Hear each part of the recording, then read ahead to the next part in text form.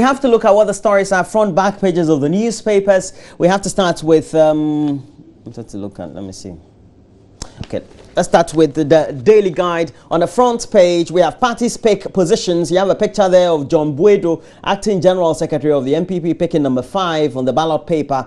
But that's number 5. But if from first to the 5th one, any of the candidates in some of the constituencies don't contest, it means that those places will be vacuumed. So it wouldn't necessarily mean that we're going to have NPP number 5 on all the ballot papers across the constituency. So too with the NDC, who had their General Secretary present at the event, picking number 3. We also have EC drags Ayariga to CID over fake doctorate degree. Oh. Date set for Indum battle. Let's look at the center spread. Surely have news one. Charlie, today is an advert for the NDC. That's for Daily Guide. This center spread is between NPP and NDC. They've been putting things variedly there. It's on the page. It's an election period. It's normal. It's accepted. Now let's look at the Ghanaian Times. Bugre Nabo and Owusu Bempah to face police. Look at Bugre Nabo. Look at Owusu Bempah. All right. So we have EC holds balloting. And 8 parties were absent. Supreme Court summons Woyoma. Stories we have on the front page. Okay. Back page, it says Ghana imported $135 million fish products in 2013. Bad. Only paying lip service to a lot of the things we said we needed to reverse. Cassava sector needs support. Okay. Front page of the Daily Dispatch newspaper says, policing the ballot on voting day. The middle class in NDC and NPP are lazy. And there's a story, and this is what it says. It says, editor-in-chief of the Daily Dispatch newspaper, Benefson Jr., has lashed out at the middle class in society who are either associated with the opposition NPP or NDC, describing them as lazy people who are also afraid to be identified with the political parties. I agree. Uncle Ben. Not quite true. Such people, he noted, are always the first to go and lobby for ministerial positions, that is if the parties win, as well as other appointments when the parties come to power. But he said at the critical stage where the parties had wanted them the most, these middle class people would never turn up, but would be the first to show up their faces at the flag bearer's office as soon as the party is pronounced winner in general elections. Benefson. Trudeau. Right on point. It's true. Middle class. Always afraid. Our middle class people are lazy. They are afraid to be identified with a particular political party, but they are happy to take up ministerial appointments. Just think about it. Think about the irony of it. And then we also have the NCC's research on 2016 elections, carving out a lot more and publishing a lot more. President Mohammed's interview with Ovation magazine continuing. And then we have the full list of 14 political positions on parliamentary ballot papers, as well. Expected to see the ballot sheet. Yeah, that's the name, eh? Yeah. Okay, so let's look at the Daily Graphic. The Daily Graphic has on the front page, disqualification blues. Police on heels of subscribers for allegedly committing electoral offenses.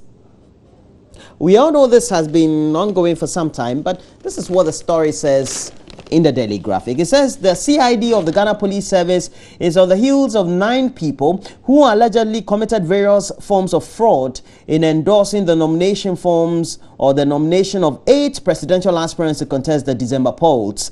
According to the CID, although the leadership of the affected political parties had given an assurance that they would produce a culprit, so far they failed to do so. And those wanted by the police are, please, keep your volumes up. If you know you are one of them, report to the CID. Abdullah Salifu, Edu Thomas, Alfred Yevuglo, Richard Aseda, Amadou Babia Latifa, Amadou Ayuba, Owusu Stephen, Abdullah Mariama, also known as Fuseini Mariama, and Abaku Isifu. Should I go over again? Please, if you want me to go over, log on to our Facebook page, Joy News on TV, and then send out a WhatsApp number 0560 800,000. I'll go over the names for you. You don't have a problem. Now let's look at other stories on the front page of the Daily Graphic. It says legal battle between PPP and EC begins. Government to spend 10.99 billion Ghana cedis first quarter 2017. JICA supports Noguchi Research Institute, and then we have 2 gang members arrested for allegedly hacking into a bank system. One of the suspects is Dixon, who is on the run. He looks like a nice guy. Who says nice guys can commit fraud? Let's look at the BNFT. BNFT has on the front page no priority for cultivation of plantain. Don't worry. When you are doing phonetic, there's a plantain. No priority for the cultivation of plantain. That one, I'm sure all of us understand. Plantain. When we're doing journalism training school, that's what happened. Maybe we should pronounce it the way the British would do. Services sector maintains dominance. And on the back page, we have AFDB committing $12 billion to ease Africa's energy challenges. We have had our share. Ghana, we have had. Now we seem to be having some good times as far as the power crisis is concerned. May it continue. Amen. Minister Lord Gassem for contributing to socio-economic development. And then we're looking at the Weekend Finder.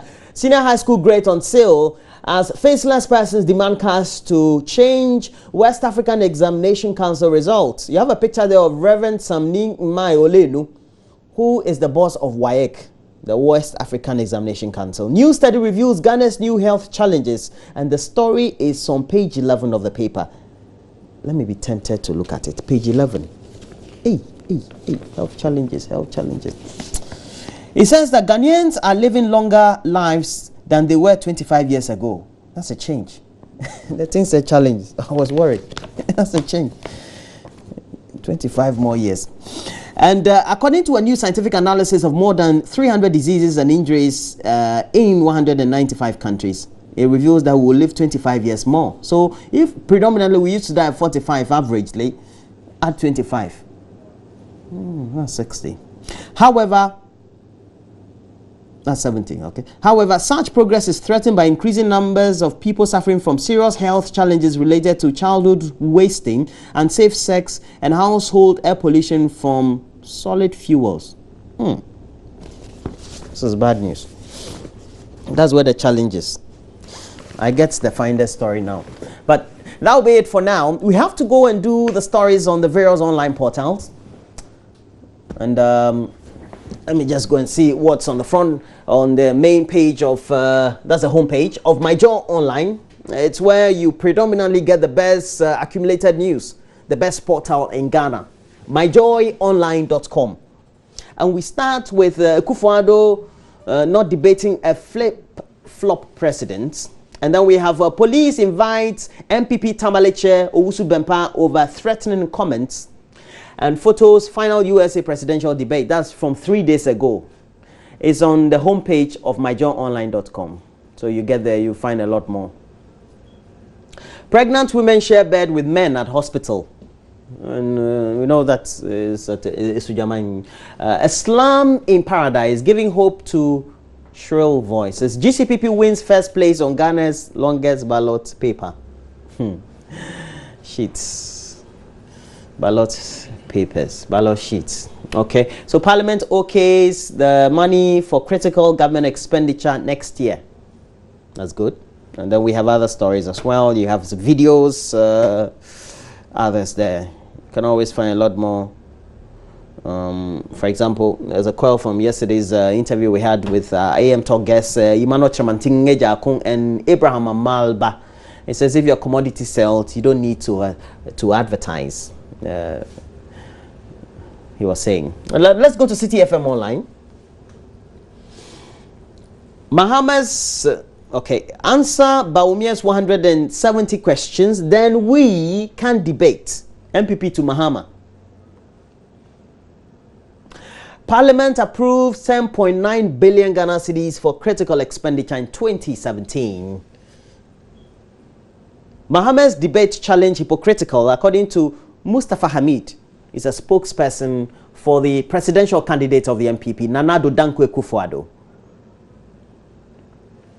Corruption is the hallmark of NDC, Bawumia.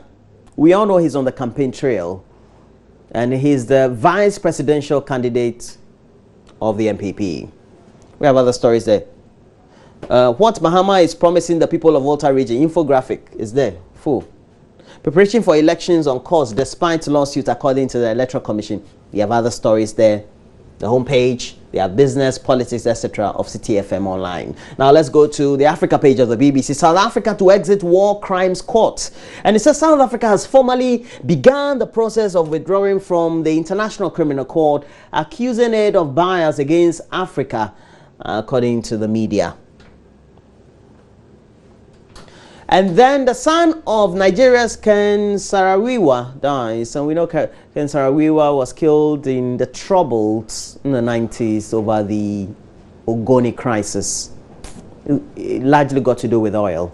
You know your history? Go and Google. These days we have Google, so no worries at all. You have a lot more highlights. On African Highlight on the BBC, Akon on Liberia's crazy power shortage and Malawi conjoined twins die. And we know Akon is on a crusade of making sure that he supplies 1,000 lights to communities across Africa. Is it 1 million? I think 1 million. 1,000 is too small. 1 million. Or 10 million, 1 million, one of them. So he's there. And then Ethiopia detains 1,600 people under a state of emergency. Africa. Even in America, when they say all the West things, Charlie, no state of emergency. But can't. So those are the stories we have on the various online portals. But we also know that the UEFA Champions League, second day of the resumed matches in the group phase took place. And we had some interesting highlights. And Gary Al Smith will be here to bring you a lot more of those highlights. Europa. I need to correct myself. Europa League. You know, we're just so much in tune with the UEFA Champions League. So sometimes, but he'll give you all the highlights. And we have a lot more of that also on the various pages as well. You just want to get interactive. Please make sure that you get to our page on Facebook, Join Us on TV. We're streaming live there. We will want you to watch as constantly as you can. We're taking a break. When we come back, Gary L. Smith with a lot more sports on the AM show.